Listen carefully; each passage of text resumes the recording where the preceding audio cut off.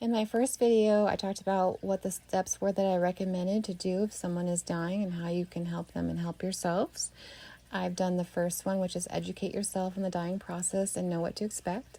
The next one was realize that you have no control over it and accept what is happening. The third one was make them as comfortable as you can because that you do have control over. The next one is take care of yourself and take breaks. It's so important in this process because you are going through a grieving process even though the person hasn't passed yet. And so you have to be able to give yourself a break. So I was there with my mom for the last couple weeks of her life and trying to manage work and trying to deal with this at the same time. It takes a toll on you. So my sister and I would take breaks. So I would spend, 2 nights with her, and then I'd go to my sister's house and we'd swap. And then so I would get 2 nights to have a break. And on those breaks, I made it super important for me to do things for myself. So even though I have all these emotions that I'm dealing with, I needed to take care of myself. So one night I went to her house and I decided I'm going to go for a walk. So I went for a walk in the neighborhood and just helped to get outside and get in nature and just kind of get regrounded and resituated. And then I came back and I did some Qigong exercises to help me kind of rebalance and recalibrate myself and my body. And then I took a shower and I turned it into a bath and I relaxed in the bathtub. And then after all of that, I went to bed early. I'm not a go to bed early type person, but my body was screaming at me to get more sleep. And so I got more sleep. I think I slept like 9 hours that night, which is absolutely unheard of for me. And I woke up and I felt rejuvenated.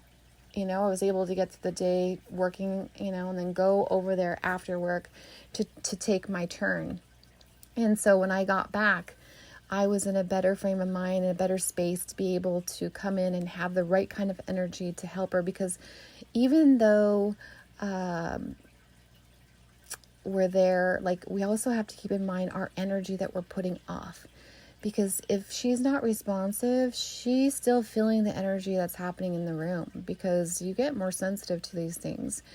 And so I wanted to make sure I come in with good energy. I mean, was it good energy for me all the time? Absolutely not. There's times where I sat there and I cried to myself, but that's okay.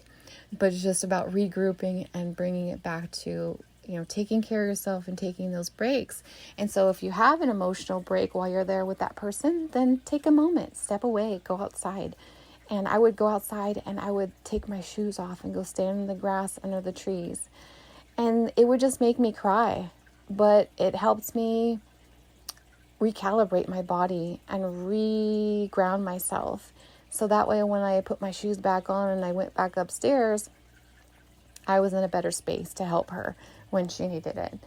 And that was important. And not only that, but helping my body. Because my body needs to be taken care of as well, because we don't want ourselves to get sick, because I have some health issues at times.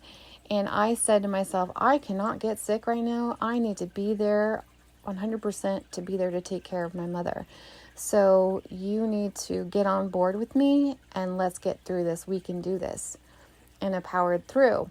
But I powered through because I was able to take care of myself and do what I needed to do for me and take those breaks. So don't short yourself on that. Super important to take those breaks, even if they're 5-10 minutes at a time, throughout the day. Keep doing that for yourself and allow yourself to go through that process. And that will take me to my next one, which I'm going to go over allowing yourself to feel the emotions as they arise. So, love always and forever. Bye for now.